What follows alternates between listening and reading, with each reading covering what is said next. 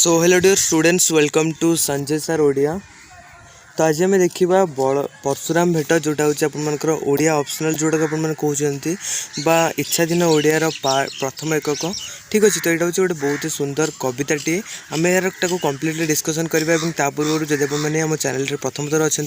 तेल निश्चय भाव सब्सक्राइब करेंगे और बेल आइकन ऑन कर ऑल नोटिफिकेशन सेट करदे जहाँद्वारा चैनल प्रत्येक वीडियो नोटिफिकेशन आपण पाखे मिल पार। जब आपको चैप्टर नोट्स दरकार आप टेलीग्राम ग्रुप में जॉइन हो जातु। टेलीग्राम ग्रुप लिंक आपको वीडियो तल पर डिस्क्रिप्शन बॉक्स में मिल जाए। ठीक अच्छे। देखो जब आप सांग मैंने सेकेंड ईयर रही है सांग मैंने निश्चय भिडियो शेयर करूँ जहाँद्वारा से अटेंड करेंगे। तो देखो आम प्रथम कवि विषय में किसी जानीदे और ये विषयर अर्थ विषय किसी जानीदे आम यहाँ पढ़ी बुझा सहज हम। देखो कवि होती किए ना बलराम दास पंचसखा मध्य वयोज्येष्ठ कवि। बलराम दास किए होती किए ना पंचसखा जो आम रहा जगन्नाथ दास, बलराम दास, अच्युतानंद दास एमती जो 5 जन कवि रही जो नहीं मेनली ओडिया साहित्य सृष्टि होती। तो से भर गोटे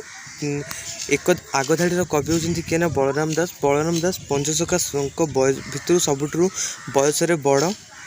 उत्कलीय वैष्णव धर्मर जड़े प्रधान प्रवक्ता भाव से अग्रगण्य। तांको पिता नाम सोमनाथ महापात्र और माता नाम महामाया देवी। तांको पिता गजपति प्रतापरुद्रंकर जड़े मंत्री थे। तेणु बलराम दास बाल्यकाल उपयुक्त शिक्षा अर्जन कर अनुमान कराए। वेद वेदांत गीता भागवत और विभिन्न पुराण शास्त्र अध्ययन कर से पांडित्य अर्जन कर जनाए। बलराम दास पुरी बांकी मुहाणा निकट में बास करते और गंधर्व मठ थिला तांकर साधना पीठ बोली कहुए।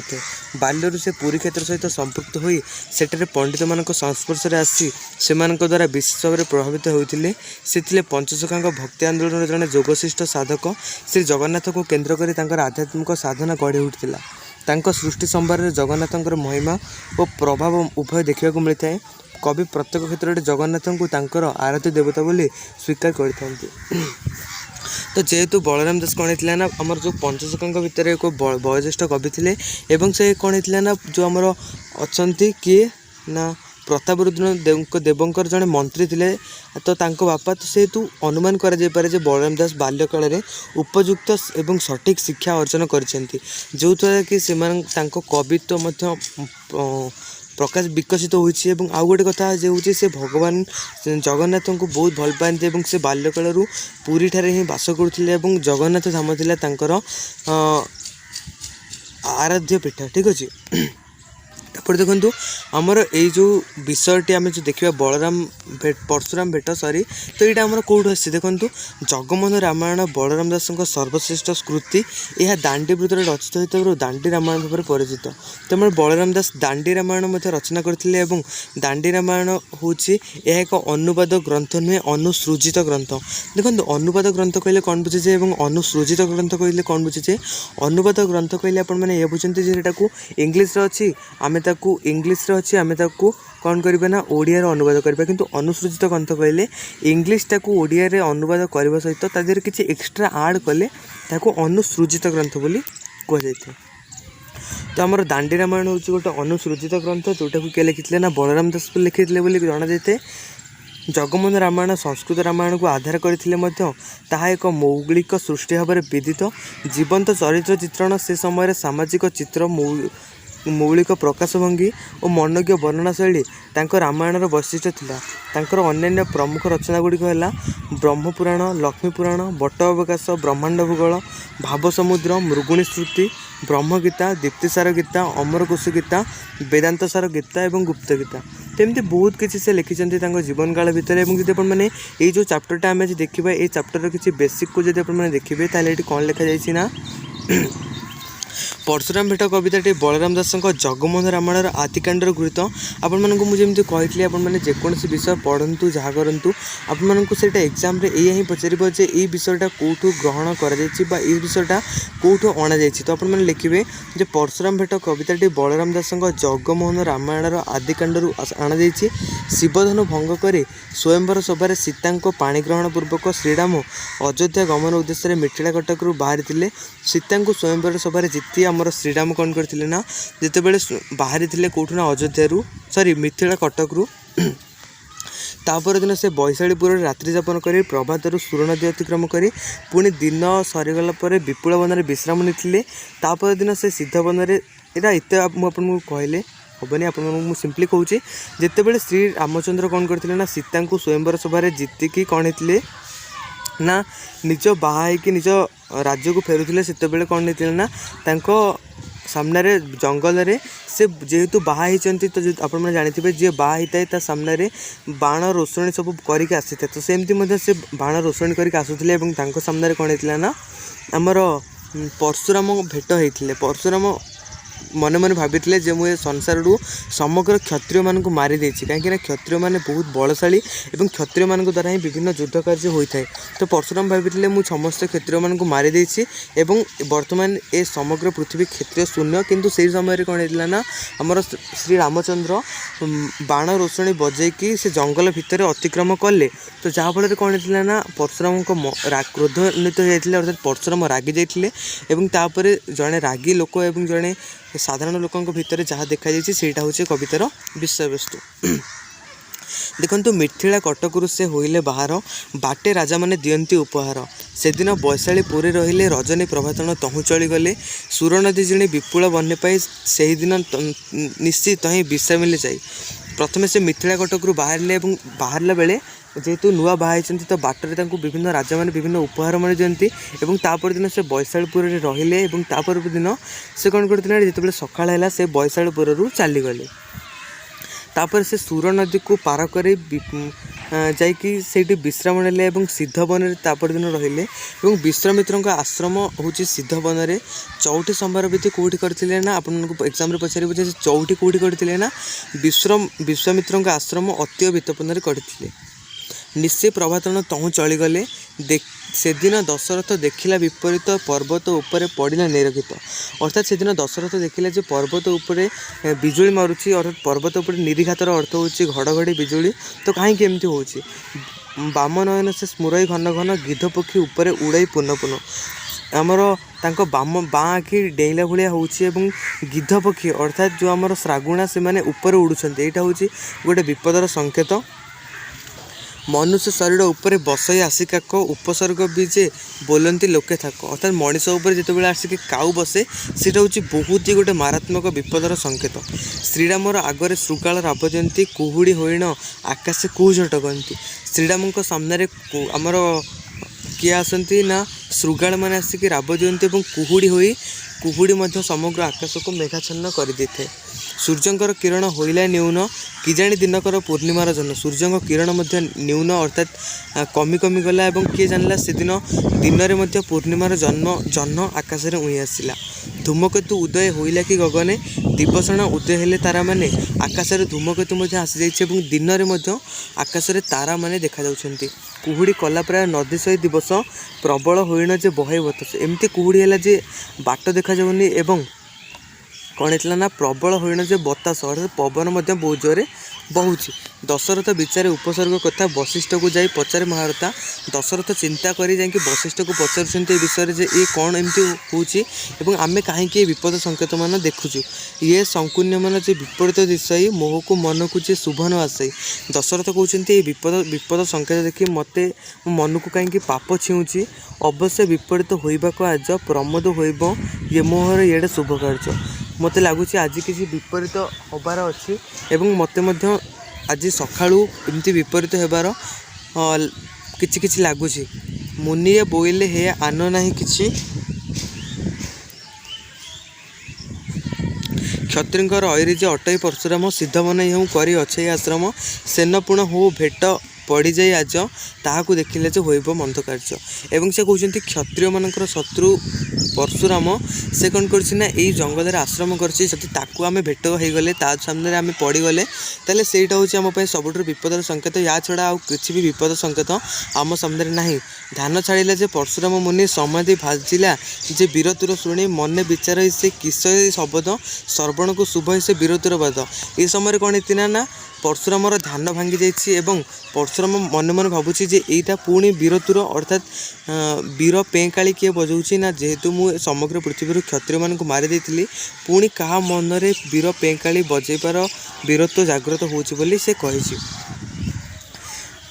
आबर कि वीर अछंती एही घने वीरंत मारी शून्य कलई मेदिनी आहुरी वीर अछंती ए पृथ्वी रे मु तो सब क्षत्रिय मानक मारी ए समग्र पृथ्वी क्षत्रिय मान शून्य कर देथिली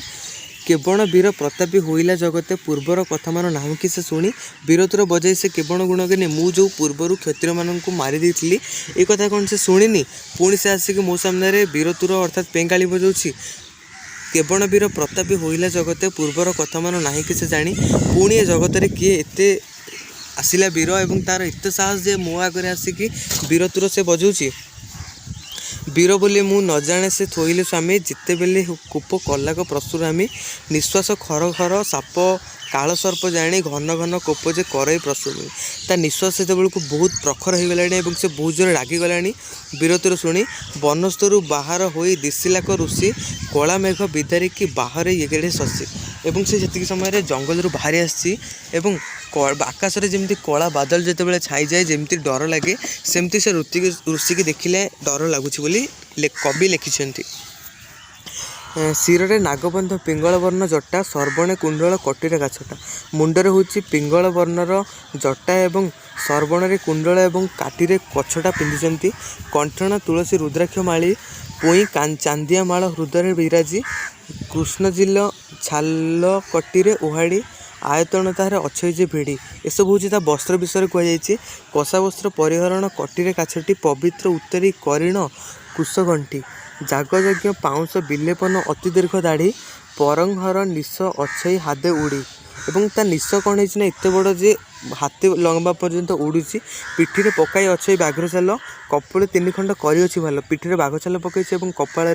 जमी मुनि ऋषि मैंने 3टा लाइन एमती चंदन टाणती सेमती टाणी सुहा प्रोक्षिणी जे कुश मंत्र पोथी काख मूल जे अधारी गोटी अच्छी एवं से कुश रे तैयारी गोटे पोथी धरी काखरे जो पोथीटा को जाकिकी रखी वेद करांडी उद्भवुला बच्छा खणंती कमंडल ब्रह्मचर्य देखा एवं वेद एमती गाँची जमती गोटे पागल जमती कथबार्ता करे सेमती कंठ तटे स्वयं अच्छई तृण भार वैष्णवे नामे कोदंडे गुण दिए भार पैत चंद्रने जे अच्छई ता लाभ्यं नयनर चेजिके मिथुनर बिजुली एणे से चाहे तेणे से अग्नि चली एवं ताकू से चाहिदे जुआड़ को से रागिकी चाहिदे सियाड़े निआ लगी जाए बोली कहुई समुद्र कूल की अगस्ती आसी हाए दक्षिण सैन्य है जे कले महाभय समुद्र कूल को जमती समुद्र ढेउ बहुत जोरे माड़ी आसे और लोक मैंने देख डरी जाती सेमती आपको देख लोक मैंने डरी जाती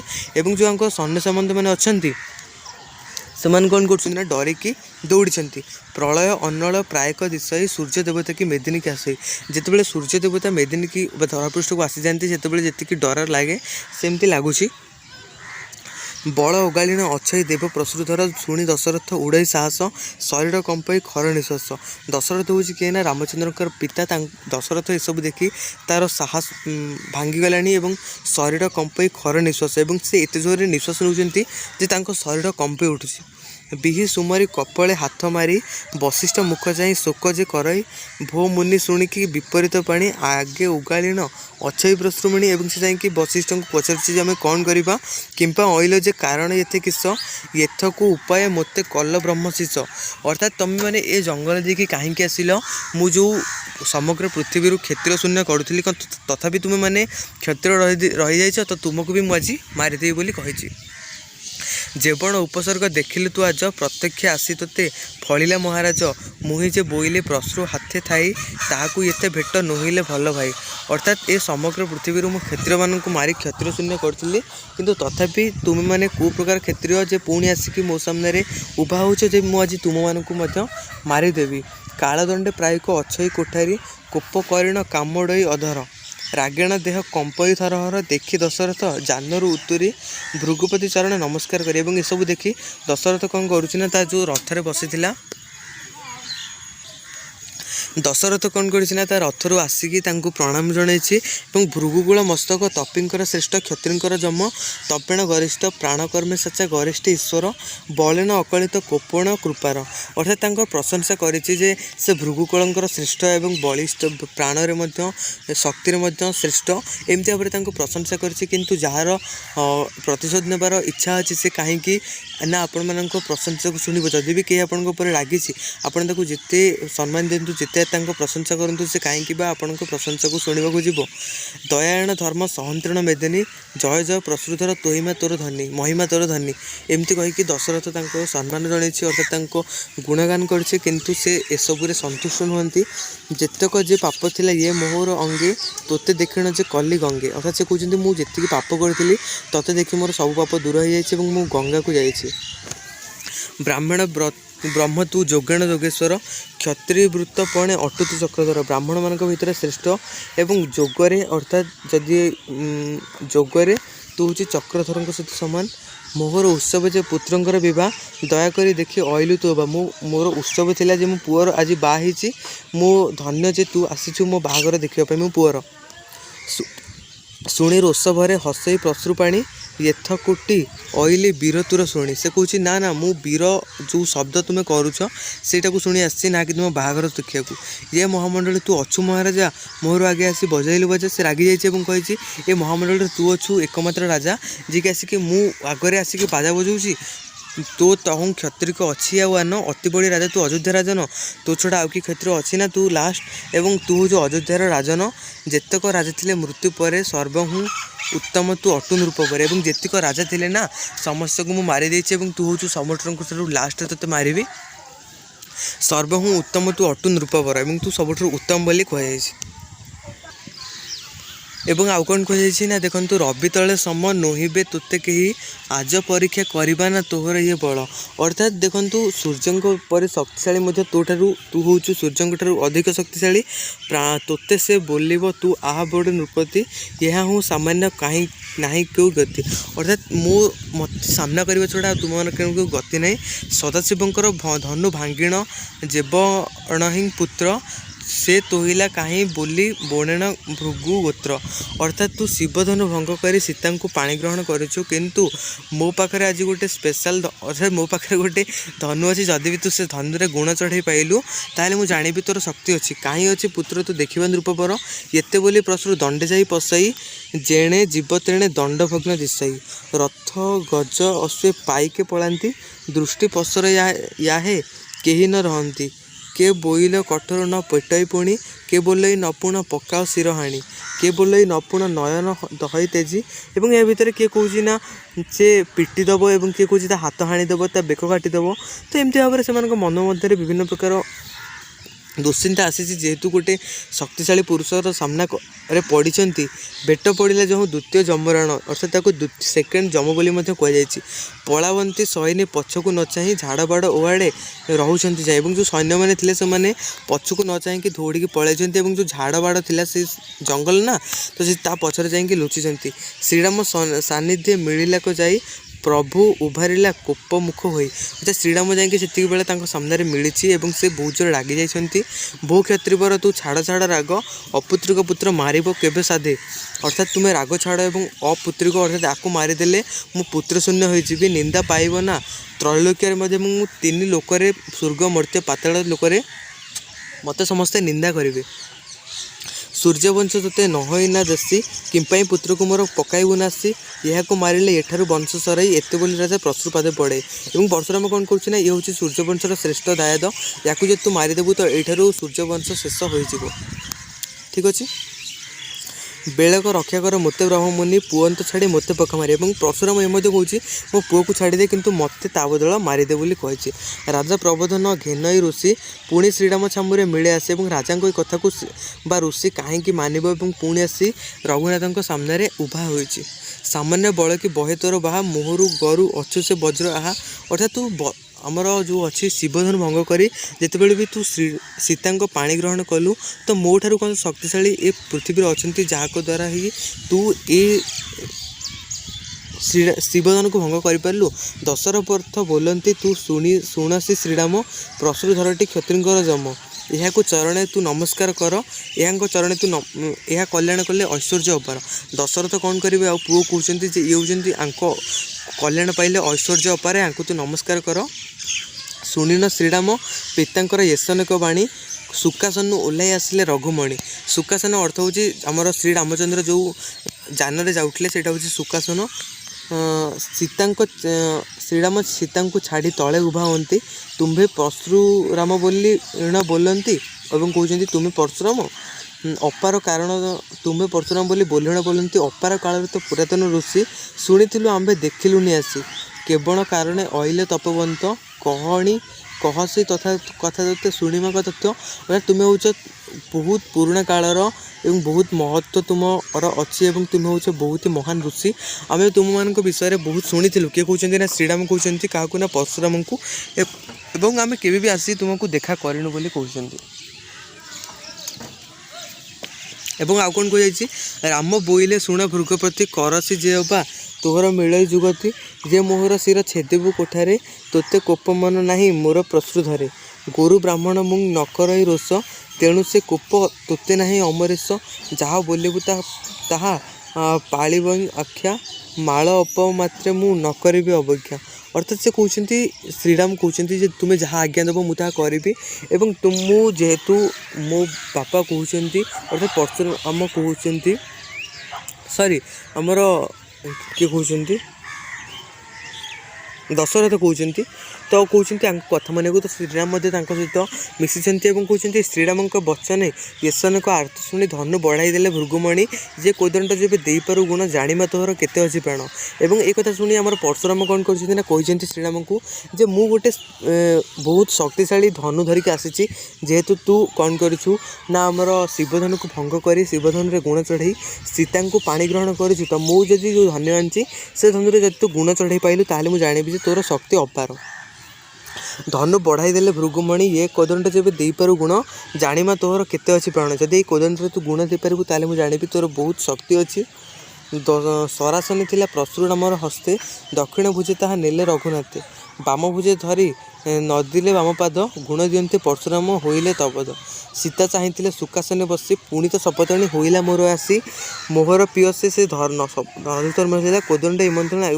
ବିବାହ କଲା ଅର୍ଥାତ୍ ଦେଖନ୍ତୁ ଯେତେବେଳେ ସେ କ'ଣ କରିଛନ୍ତି ନା ଧନୁରେ ଗୁଣ ମଧ୍ୟ ଚଢ଼ାଇ ଦେଇଛନ୍ତି ଏବଂ ସୀତା ଯେତେବେଳେ କ'ଣ ଭାବୁଛି ନା ଯେହେତୁ ଶିବଧନୁ ଭଙ୍ଗ କରି ସେ ମୋତେ ପ୍ରାଣୀ ଗ୍ରହଣ କରିଥିଲେ ତ ଏବେ ଏଇ ଋଷି ଯଦି ତାକୁ ଆଉ ଗୋଟେ ଧନୁ ଦେଉଛି ତ ମୋର ବୋଧେ ସୌତୁଣୀ ଆସିବ ଅର୍ଥାତ୍ ଇଏ ମଧ୍ୟ ତା ଝିଅକୁ ରାମଚନ୍ଦ୍ରଙ୍କ ସହିତ ବାହା କରିଦେବ ପୁଣି ତ ଶପଥଣୀ ବିହିଲା ବିଧାତା ଶ୍ରୀରାମ ସତ୍ୟ କଲେ ଅଗ୍ନି ଛୁଇଁ ନିଶ୍ଚୟ ଶପଥଣୀ ମୋତେ ନ କରିବା ପାଇଁ ଶ୍ରୀରାମ ଯେତେବେଳେ ମୋତେ ବାହା ହେଇଥିଲେ ସେତେବେଳେ ଅଗ୍ନି ଛୁଇଁକି ଶପଥ କରିଥିଲେ ଯେ ସବୁବେଳେ ମୋତେ ଖୁସି ରଖିବେ ଏବଂ ମୋ ପାଇଁ ଶପଥଣୀ ନ ଆଣିବେ କିନ୍ତୁ ଏବେ କ'ଣ ହେଉଛି ନିଶ୍ଚୟ ଶପଥଣୀ ମୋତେ ନ କରିବା ପାଇଁ ଏବେ ତ ଧନୁରାମ ଧରନ୍ତି ଆଗୁସାଇ ଏବଂ ଏଇ ଯେତେବେଳେ ଇଏ ଗୁଣ ଚଢ଼େଇ ଦେବେ ତ ହୁଏତ ମୋ ଲାଗି ସୌତୁଣୀ ଗୋଟେ ଆସିପାରେ ତ ଏମିତି ଭାବନା ଶ୍ରୀରାମ ଆମର ସୀତାଙ୍କ ମନ ଭିତରେ ଦେଖାଯାଉଛି ଏବଂ ଶେଷରେ କ'ଣ ହେଇଛି ନା ଏଥୁ ଅନନ୍ତରେ ଶ୍ରୀରାମ ଧନୁ ଧରି ଦକ୍ଷିଣ କର୍ଣ୍ଣେ ପରିଜନ୍ତେ ଆଣିଲେ ଉଛୁଡ଼ି ପ୍ରସୃନାଦରେ ତେଜଇ ବଢ଼ାଇ ତାହା ରଘୁନାଥ ଗୁଣରେ ବସାଇ ହସିଲେ ବୋଲନ୍ତି ପ୍ରସୃ ବିନ୍ଧିବେ କାହିଁକି ଇହଲୋକ ପରଲୋକ ବୋଲିବ ଯାଇକି ଏବଂ ଶ୍ରୀରାମ କହୁଛନ୍ତି ପରଶୁରାମଙ୍କୁ ମୁଁ କେଉଁଠିକି ବିନ୍ଧିବି ଇହଲୋକକୁ ପରଲୋକକୁ ଭୃଗୁପତି ବୋଇଲେ ପରଲୋକ ଭେଦ ଇଏ ମୋହର ଦୁରୁସ୍ଥ ପାପ ଭାର ଛେଦ ଏବଂ ସେ କହୁଛନ୍ତି ନା ପରଲୋକକୁ ପଠାଅ ଏବଂ ମୁଁ ଯେଉଁ ପାପ କରିଛି ମୋ ଜୀବନ ସାରା ସବୁ ପାପକୁ ତୁମେ ଛେଦନ କର ବ୍ରାହ୍ମଣ ହୋଇଣ ମୁଁ ଯେତିକ କ୍ଷତ୍ରିୟ ବଧ କଲି ଏବଂ ସ୍ୱର୍ଗରେ ମଧ୍ୟ ଏଥିପାଇଁ ମୋର ଜାଗା ନାହିଁ ଏବଂ ତୁ ସେ ଶ୍ରୀରାମ ହର ମୋର ପାପ ପରଲୋକ ମୋତେ ଛେଦଇ ରଖୁଛୁ ଏବଂ ତୁ ହେଉଛୁ ଶ୍ରୀରାମ ଭଗବାନଙ୍କ ଅବତାର ମୋର ପାପ ଭାରକୁ ଛେଦନ କର ଯେମନ୍ତେ ସ୍ୱର୍ଗପୁର ନ ପଶାଇ ମୁହିଁ ଶୁଣିନ ଶ୍ରୀରାମ ପୋଷିଲେଡ଼ ସର ଏବଂ ଏହା ଶୁଣି ଶ୍ରୀରାମ କ'ଣ କରିଛନ୍ତି ନା ସରକୁ ଛେଦନ କରିଛନ୍ତି ଉଛୁଡ଼ିବାର ଘାଏ ଭାଜିଲା କେଦଣ୍ଡ ମଧ୍ୟ ଭାଗରେ ସେ ହୋଇଲା ବେନିକଣ୍ଠ ଏବଂ ଏ ସମୟରେ କ'ଣ ହେଇଛି ନା କୋଦଣ୍ଡଟି ମଝି ଭାଗରୁ ଦୁଇ ଖଣ୍ଡରେ ଭାଙ୍ଗି ଯାଇଛି ତ ଆମେ ପରବର୍ତ୍ତୀ କ୍ଲାସ୍ରେ ଏଇ ଚାପ୍ଟରରେ ଯାହା ବି ସବୁ କ୍ୱେଶ୍ଚିନ୍ ଅଛି ଆମେ ଡିସ୍କସନ୍ କରିବା ତ ଆମେ ଦେଖିବା ପରବର୍ତ୍ତୀ କ୍ଲାସ୍ରେ ସରହ ସୁନ୍ଦରୀ ତ ଆଶା କରୁଛି ଭିଡ଼ିଓଟି ଭଲ ଲାଗିଥିବ ଭିଡ଼ିଓଟି ପସନ୍ଦ ଆସିଲେ ନିଶ୍ଚୟ ଭାବରେ ଲାଇକ୍ କରିବେ ସାଙ୍ଗମାନଙ୍କ ସହ ସେୟାର କରିବେ ଚ୍ୟାନେଲକୁ ଫାର୍ଷ୍ଟ ଟାଇମ୍ ଥିଲେ ତ ସବସ୍କ୍ରାଇବ୍ କରିବେ ଧନ୍ୟବାଦ।